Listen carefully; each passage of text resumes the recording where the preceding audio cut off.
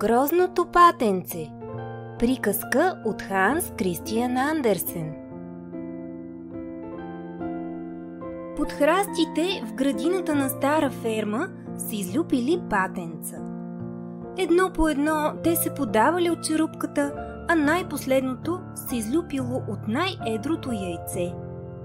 Всички патета били малки, жълтички и пухкави, освен последното. То било толкова едро, сиво и различно от останалите, че отначало майка му го помислила за пиле. Перата му били груби и сиви, краката му по-дълги, а тялото му значително по-голямо от това на братята и сестрите му. Може би външният му вид е странен, мислела си майка му, но той е мое дете и е толкова способно във водата. Ще го обичам, както обичам и останалите. Другите обитатели на птичия двор постоянно се подигравали на неговия външен вид и го наричали грозно. Нещо повече, кокошките, гъските, пуйките и дори собствените му братя и сестри го кълвели, скубели и блъскали безмилостно. Те го удрали с крила, скубели перата му и го прогонвали от местата за хранене. Всеки ден за сивото патенце бил изпълнен с унижения и болка. Той се опитвало да намери място, където да бъде прието, но никой не го искал близко до себе си, което карало сърчицето му да се свива от мъка. Един ден патенцето не издържало и избягало от фермата. Летяло и стигнало до голямо блато. То още не било отдъхнало от дългия път, когато от всички страни се разнесли гърмежи и кучешки лай. Патенцето оплашено се мушнало в тръстиката и оттам с ужас наблюдавало как неговите роднини, дивите патици, падали една след друга, пронизани от куршуми. Кучетата лаяли и тичали около водата, преследвайки всяка птица, която успявала да избегне куршумите. Патенцето много се оплашило, а сърцето му блъскало силно в гърдите му. То притаило дъх, старайки се да остане незабелязано. Милото маниче прекарало целия ден сгушено в тръстиките. През нощта завалял силен дъжд. Разразила се страшна буря. Вятърът свирел, а капките дъжд се сипали като ледени стрели върху малкото му тяло. Премръзнало и гладно, патенцето напуснало блатото и отново тръгнало на път. С всяка стъпка се чувствало все по-слабо, изтощено и гладно. Минавало през полета и горички, край реки и пътеки и търсело място, където да намери дом и спокойствие. Най-после се добрало до къщичката на една бедна старица.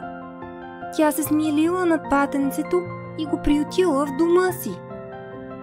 Патенцето било благодарно за нейното гостоприемство и се свило на топло до огнището, за да си почине от дългия път.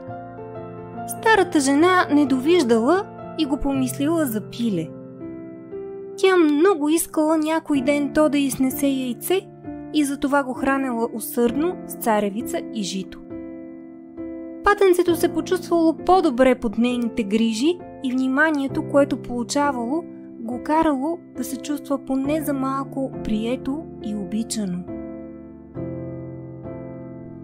Но спокойствието му било за кратко, защото освен стопанката, в малката къщурка живеели и един котарак, който умеел да мърка, когато му погалят козината, да извива гръб и да оставя следи по пода с ногтите си, както и една късокрака кокошчица.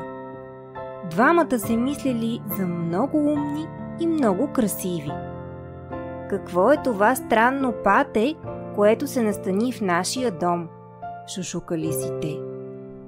Непрекъснато се подигравали на малкото патенце и един ден то не издържало и напуснало дома на старицата.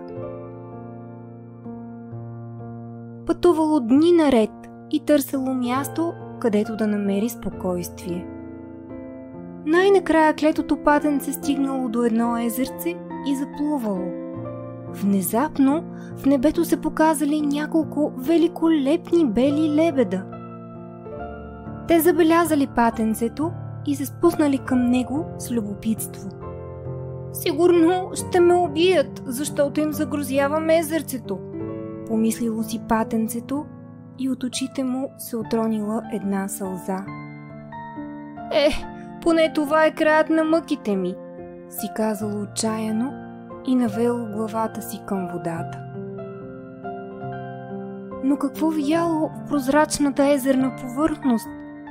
То вече било пораснало, а в отражението на водата се виждала не някаква сива и грозна птица, а бял и строен лебед.